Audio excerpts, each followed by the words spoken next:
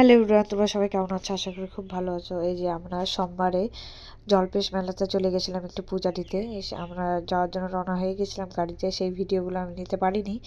আমরা সকাল 9টার দিকে বের হয়ে গেছিলাম। তারপরে এই যে আমরা মেলাতে যাচ্ছি, মেলাটাকে অলরেডি ঢুকে গেছি। এখন আমরা আগে পুজোটা দিয়ে তারপর আমরা তোমার হলো মেলাটা একটু ঘুরবো।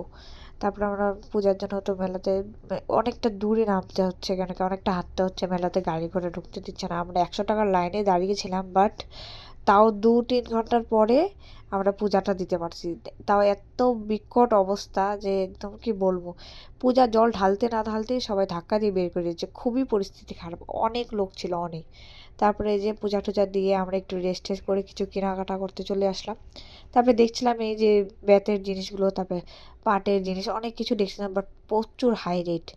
এত রেট বলছে, মানে নেবেই না কেউ, শুধু দেখে চলে যাবে। একটু নেওয়ার মতন দাম বলে সবাই নিতে পারতো, বাট বহুত দাম। তার জন্য কেউ, আমরা সবাই দেখলাম কিন্তু আমরা কিছু